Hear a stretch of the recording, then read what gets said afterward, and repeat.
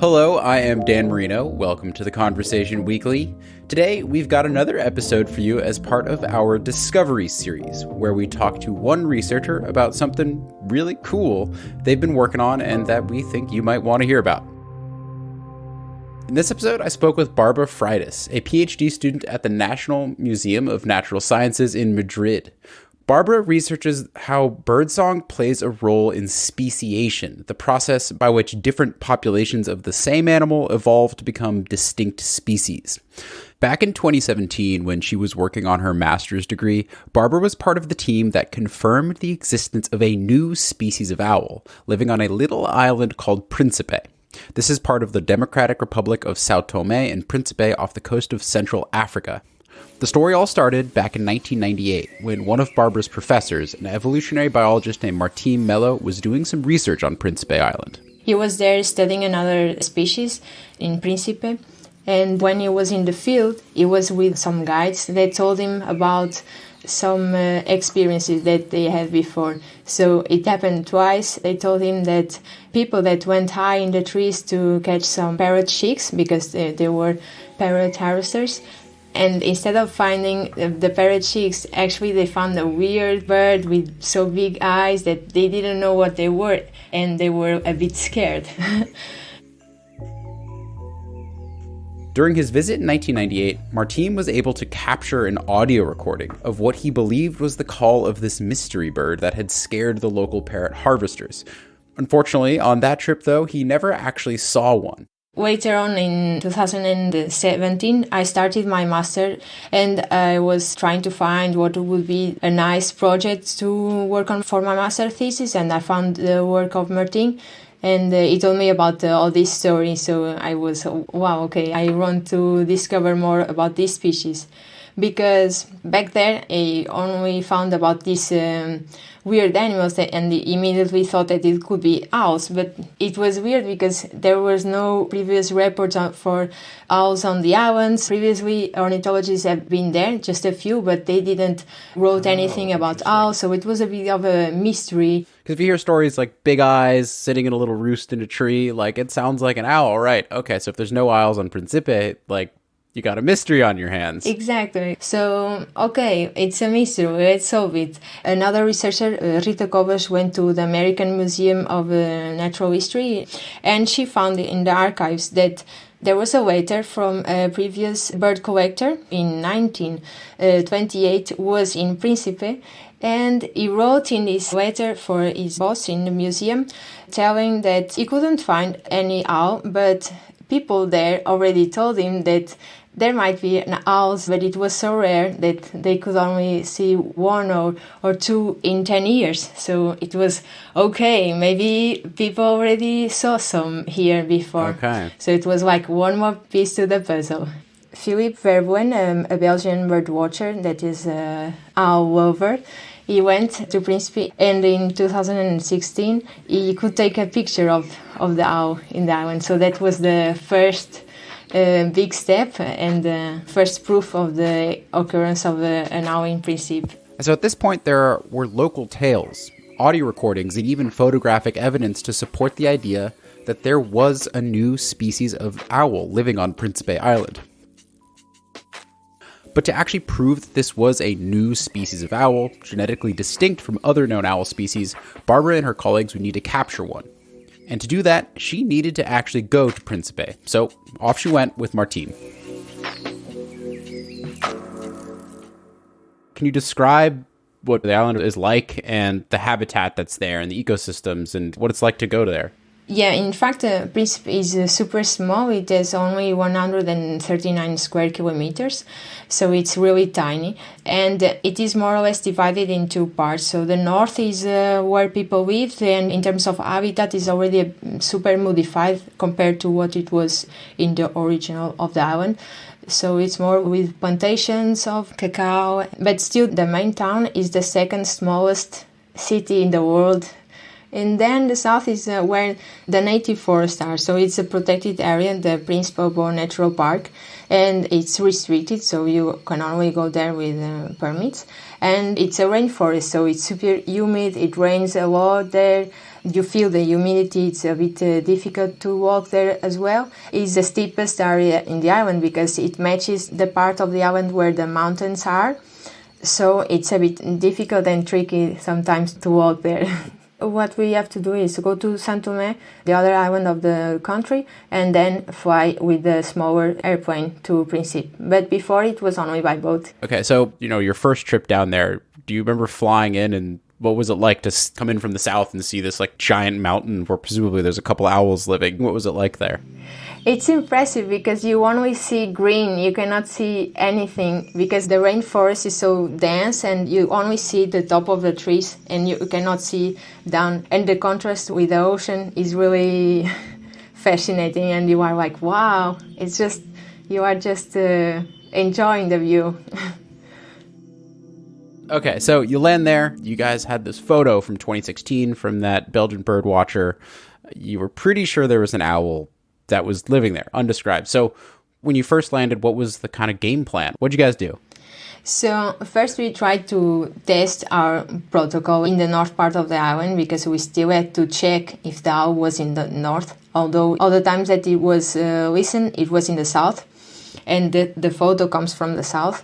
But we still had to check. So we had to do this by night because it's the activity period of this kind of species. And we stop in 200 meters and we stop to listen if there is any owl singing. If not, we put a playback to try to see if they reply. What Barbara and Martine were doing was just basically going out into the jungle and playing an owl call, the recording that Martine had made on his first trip to Príncipe in 1998. The hope was that by playing this recording, another owl out in the woods somewhere would either respond with its own call or, better yet, fly towards the sound. Biologists use this call and response method a lot to study owls. It was this method that helped Philip to attract the bird for him to take a photo. Okay, so Philip, the Belgian bird watcher, used this method to get a photo of the owl.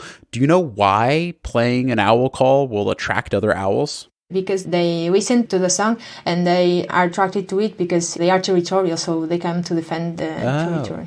So, I mean, you study vocalizations and speciation. So when you heard this call that Martine played for you, did you go, that's an owl? Or were you unsure? Does it sound like an owl vocalization?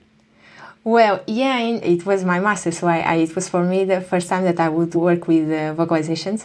But okay. Yeah, if you listen to that, it seems like an owl. But when you are in the forest and there's so many species there that you actually don't have so much information on them that you actually can see, maybe it's a weird insect also. Sure. Tropical jungle, right? It's difficult. Loud. Exactly. Yeah. Exactly. So it's a bit tricky, I think. Okay, so that's what you guys were doing. You were going out and playing the calls and hoping to hear one respond. So you start doing this in the northern half of the island. Didn't hear anything? Happened. Nothing. No. Okay. I was like, I will do this for the rest of these 3 months and I won't listen anyhow. But I knew that it was difficult to get till then because it was like a story that started many, many years ago. So I knew that it was going to be a bit hard. But then, some days after, we went to the south part of the island.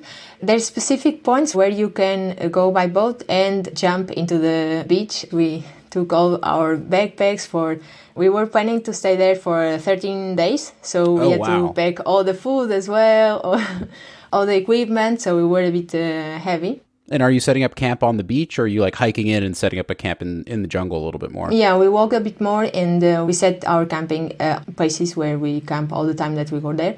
So we walk 1 hour or 2. And you've got 13 days worth of food, but also your gear and your measurement equipment and all this stuff. Exactly. It was really there. So I was living I was having the full experience. Yeah. Very much so. I thought for myself, wow, I'm really doing this for me, it was, I was doing the master, and it was for that I chose to go for biology. So I was okay, this is the good thing to do.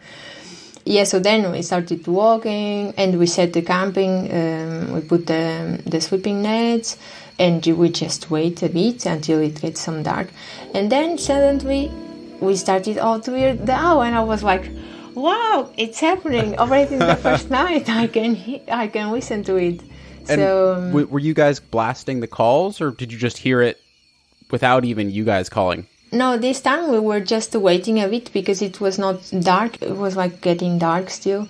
And we were just making time to leave. So we were like talking like around the fire or something. And we started to listen. And Martin told me, okay, this is the song that you have to look for. Yeah. And what was that moment like? I mean, you travel all this way and you find nothing in the northern part of the island. And then you like hear the call of a new species. What was that like? That's got to be really cool. Yeah, because actually we were super relaxed, just waiting for the time to go out. And then we started to listen, so I was like, wow, it's really happening, so it's real. And I'm living that, so it's always a special feeling, yeah.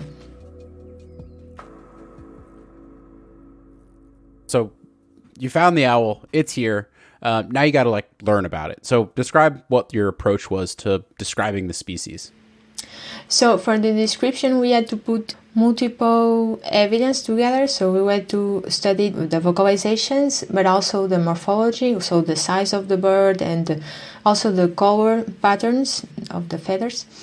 And the genetic history, so how it was related with the other owls, species that we already knew. So we need, for the genetic part, we needed more samples.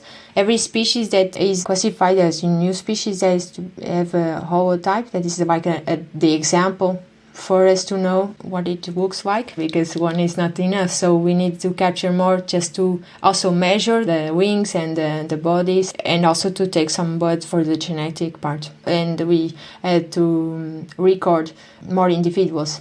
So the first night actually it was very special, because it was not only the first night that we listened to the owl, but it was also the first night where we both saw the owl for the first time, me and Martin. Oh wow. So yeah, it was quite an important night for us, yeah. So we were here waiting for the time and we started to listen. Then we waited a bit more, like we were already super happy. And we did the transit, so in each point we would stop, listen, try to note how many individuals and from which direction they would come. And we did this for 1 kilometer, let's say. And while we were doing these transits, every time that we listened the owl, we were also recording them, because we had to use these recordings to analyze the songs. And then in the end we had to come back, so we thought, okay, let's try to attract one owl just to see it and just to see how they are, or if we can have some more clues about their behavior. So we put the playback of the song, and one started to reply, so we were, okay, it's getting closer and closer. And we did that a couple of times, and it was like super close to us, so we just turned on the headlights and it was just on top of us. So it was like, oh wow. Cool. And what did it look like? So what does this owl look like? It was super tiny. It was super difficult to see it actually, so we felt super lucky, but it was really it felt really special too. And for me, I was not expecting it at all, because I mean, I heard that story and it took so many years to get us there that I was not believing that it would happen the first night. Describe the owl for us. These scops owls are more or less, all the owls have evolved to be difficult to spot during the day, because they are more active at the evening and at night. So during the day they are resting close to the trees, so they have to camouflage. So they are like brownish and grayish, but with the pattern, although the pattern of this owl is different from the others, when you are seeing it in the field, it's super difficult to spot the differences. Sure. And how big are we talking here? 19 centimeters, 20 centimeters. Oh, pretty small. Like this. So yeah, you can actually have it in your hand almost. So it's really tiny owl. You mentioned you needed to collect other specimens. So how did you guys go about doing that? What was your capturing approach? Before getting dark, we would put these nets, these special nets to capture birds that they are so thin that you cannot see it when they are set. And for this species, we have to put it really high, because they are high in the canopy, so we have to put it like 10 meters high, let's say. Oh wow. So we usually put like 3 nets in different directions, but in the place that we already heard owls around there. And then we would play the recording to attract the bird. And we were like walking around the nets to see if they would approach and get trapped in the nets. And then we just go there, we take them out, and we started to measure them and take some photos also to know how they are in terms of color patterns. We take the blood sample and so on. All right. So give us the name. We've called it the owl this whole time. What's the name of the owl, both the Latin and common name? The English common name is Príncipe owl, and the Latin name is Otus bigjila. The scientific names have always two names. The first one is related to the genus, so it makes part of this type of owls called Otus. And the second part of the name, the people that describe it can choose. So bigjila is also, now is the name of the bird, but is also the nickname of a local park ranger that every time that we went to the field, he came with us.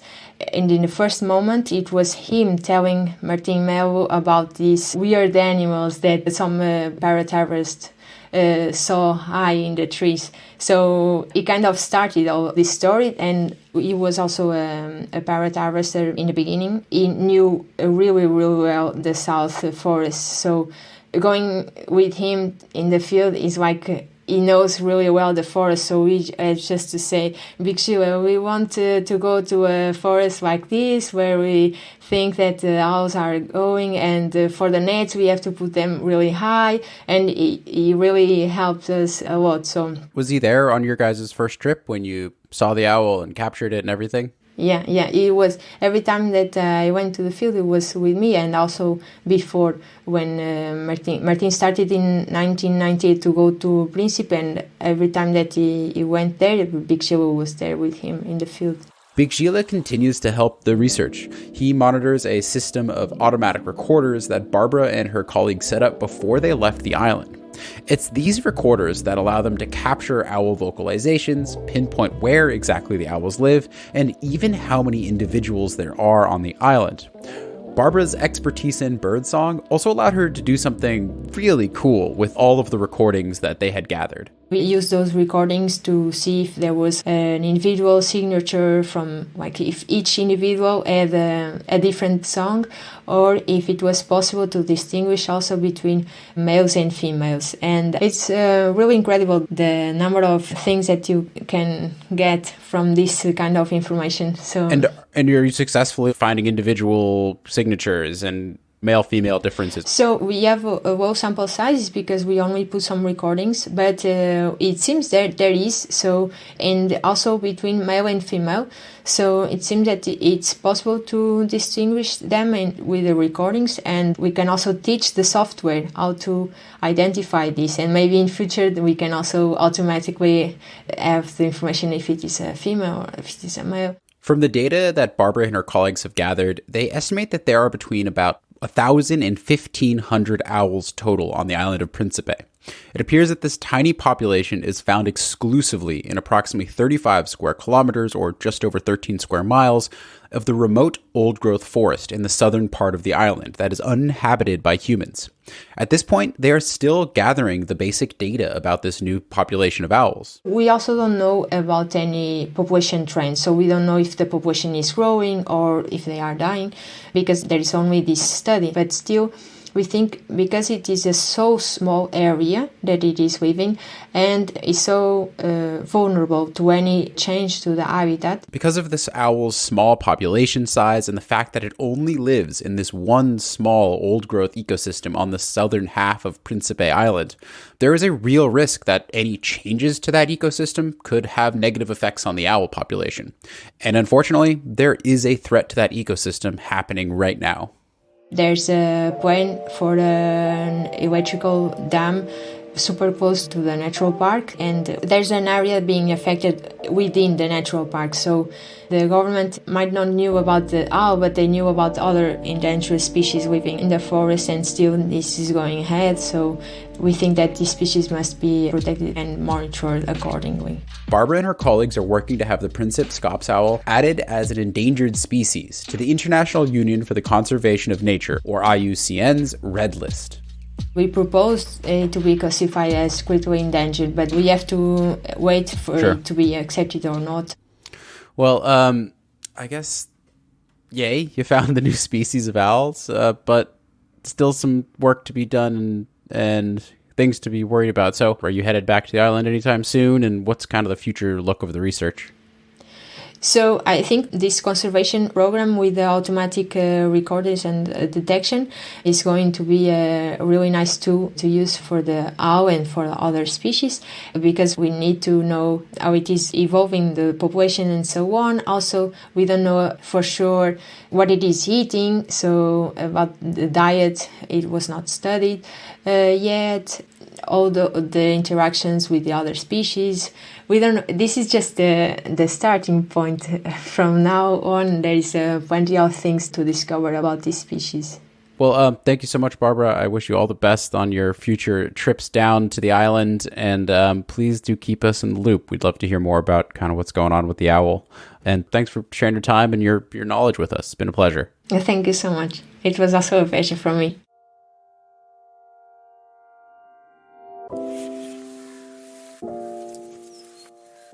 We want to give a huge thank you to Bárbara Freitas and our colleague Claudio Lorenzo Ribiera at The Conversation, who worked with her on the original story. And if you're listening to this and wondering what the Príncipe scops owl looks like, we put a link in our show notes to an article in The Conversation that features photos by Bárbara and her colleagues.